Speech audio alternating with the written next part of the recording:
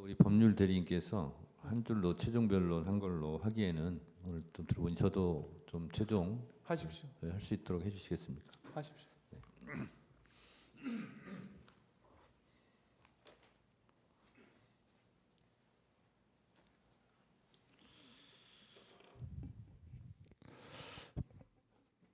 피청구인께서는 여야 합의를 강조하시면서 실제로 특검 법안도 그리고 또 헌법재판관 임명도 여야 합의라는 헌법에 존재하지 않는 논리를 대고 있습니다. 비판받지 않는 영역이 진리라면 정책과 의견 주장은 항상 비판이 있을 수 있고 진영에 따라서 이익과 손해가 있을 수 있습니다.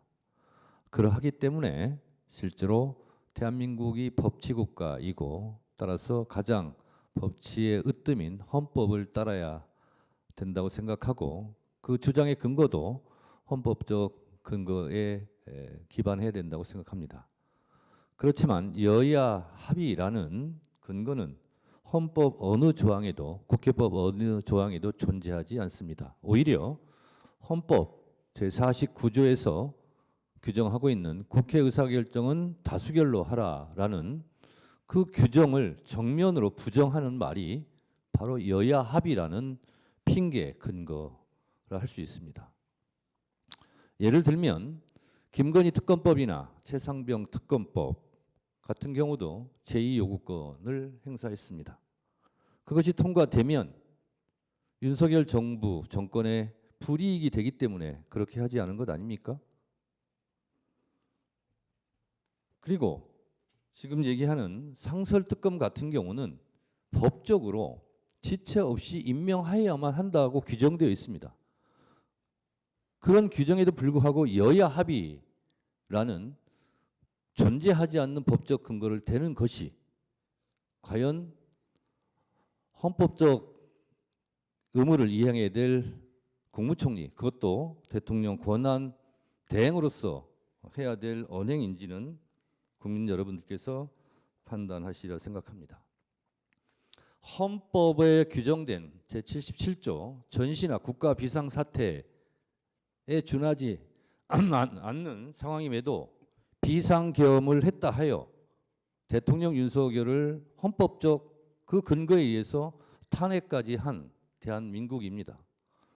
그 이후에 그런 혼란한 상황을 지혜롭게 수습해야 될 대통령 권한대행께서 헌법적 근거 없는 여야 합의를 계속 주장한다는 것은 헌법기관의 하나인 일수돼 있는 대통령 권한대행으로서 해야 될 주장은 아닌 것으로 생각합니다. 또한 헌법재판관을 임명하지 않는 것은 헌법에서 헌법재판소법에서 규정하고 있는 의무를 이행하지 않았다라고 생각합니다.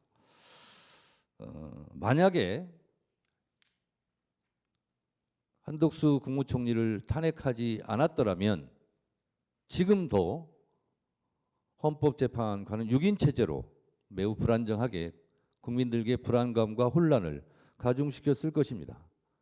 그래서 국회는 한덕수 국무총리를 탄핵할 수밖에 없었습니다. 그 결과 불안전하지만 헌법재판소는 8인 체제로 지금 운영되고 있는 것입니다. 이런 상황 속에서도 서부지법 폭동 사태를 일으킨 일부 극렬 지지자들이 헌법재판소까지 지금도 공격하고 있는 상황입니다. 만약에 8인 체제가 아니라 6인 체제였더라면 헌법재판소를 공격하는 그 강도는 지금보다 훨씬 더 강했을 것입니다. 이런 위험천만한 상황이 예견되었음에도 불구하고 대통령 권한대행으로서 헌법재판관을 임명하지 않은 것 자체가 대한민국을 매우 혼란에 빠뜨릴 위험천만한 일이었을 뿐만 아니라 대한민국 헌법 수호의 최후의 보루인 헌법재판소마저 위험에 빠뜨릴 수 있는 일을 본인 스스로 했다는 반성과 성찰은 오늘 없습니다. 대한민국 헌법 어디에도, 국회법 어디에도, 다른 어느 법에도 국회가 여야 합의가 되어야만 국회에서 의결한 것을 대통령이나 대통령 권한대행이 행사할 수 있다는 조항은 없습니다. 이러한 점을 고려하시어 피청구인을 파면함으로써 대한민국 헌법 수호의 의지를 헌법재판소에서 추상같이 국민 여러분들께 보여줄 것을 청구인으로서 간청드립니다. 감사합니다.